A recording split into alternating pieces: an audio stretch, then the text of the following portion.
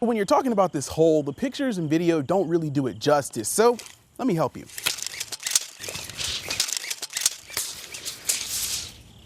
That's about 180 inches, or about 15 feet. Here's why this is important. Just this March, 13-year-old Christopher Wood was trying to get on his bus. He never made it.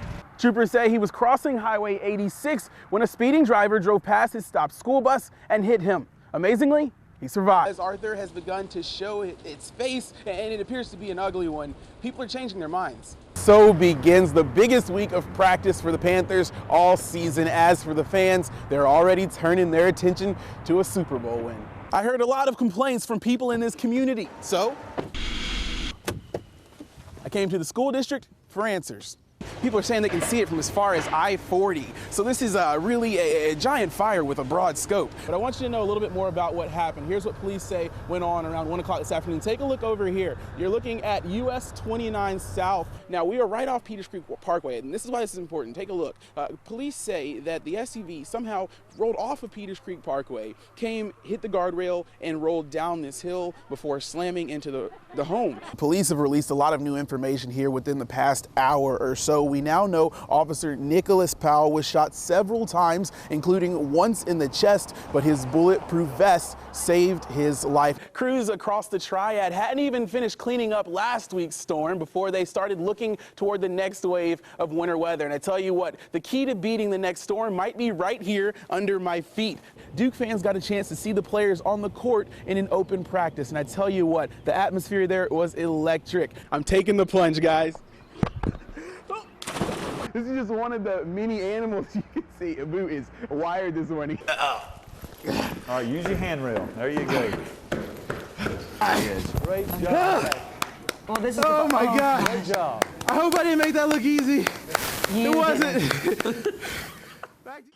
It started out as here, hardly anything, and it continues to get bigger and bigger and bigger. It's been a growing reality for Bobby Kimbrough Sr. and his family for 15 years. My kids can't come back and play in the backyard anymore. My grandkids can. A large sinkhole between his house and the foreclosed house next door in Winston-Salem. When you're talking about this hole, the pictures and video don't really do it justice, so let me help you.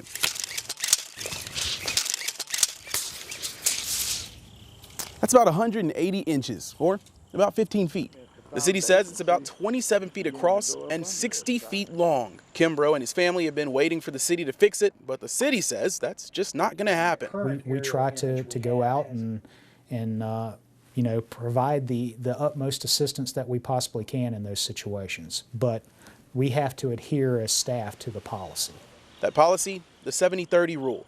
City ordinance says Winston-Salem will pay up to 70% of the cost for repairs, or $35,000, whichever is less. In this case, the city will pay a total of $70,000 for the two properties. That still leaves about $60,000 for the homeowners. A steep price to pay, but the Kimbroughs are still hopeful.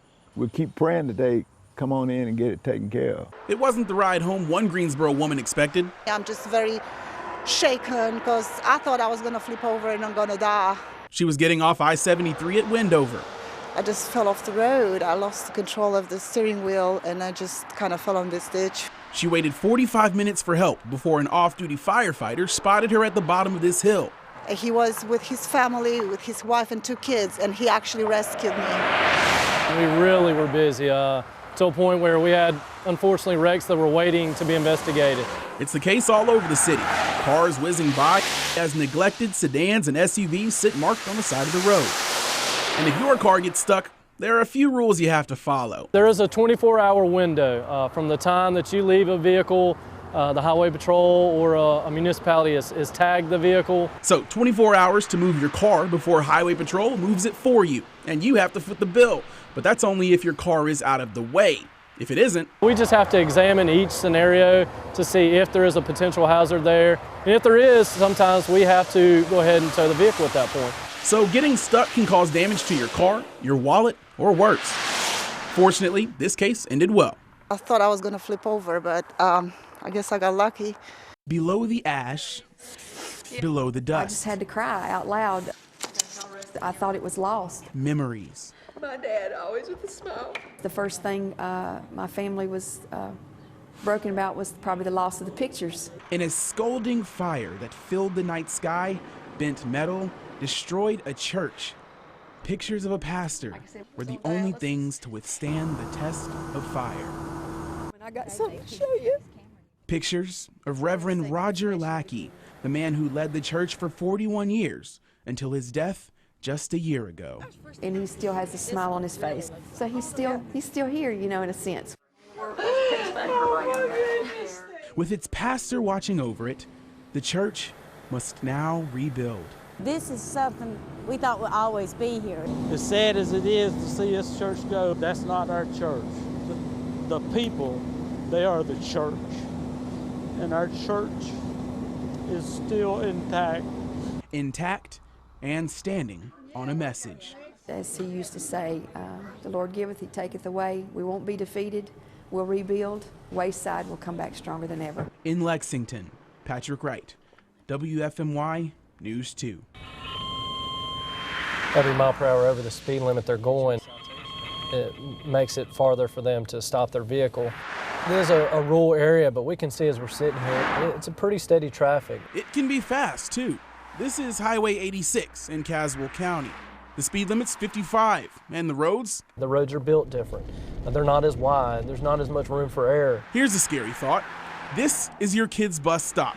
Imagine it's 6 in the morning. They're getting on that bus. Oh, and they have to cross that busy highway to get to that bus. Here's why this is important. Just this March, 13-year-old Christopher Wood was trying to get on his bus. He never made it. Troopers say he was crossing Highway 86 when a speeding driver drove past his stopped school bus and hit him. Amazingly, he survived. Just down the road, James Poole isn't taking chances. There's a stretch right through here this time of the morning. It's just tractor trailer trucks, cars, speeders. Every morning, Poole loads up his car and drives his grandkids to their bus stop. It's literally across the street. But see, you got this all over the county, everywhere. I heard a lot of complaints from people in this community, so I came to the school district for answers. Are bus stops part of the problem? There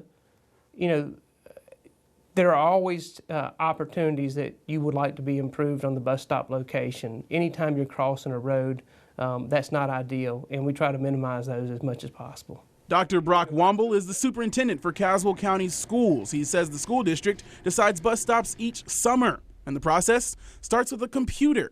We put in the students' addresses where they're going to be picked up, and then at that point, it creates a route, and from that route that's been created, we then make modifications on it based on local knowledge. Womble says it usually takes a complaint from a parent or a bus driver to get a stop moved. Poole thinks lawmakers should step in. Well, they could do more, but it has to come from Raleigh. So I asked, and right now there aren't really any bus stop laws coming from the state capitol. The state law is pretty basic. Honestly, it's a school bus has to be routed within a mile of the student's residence.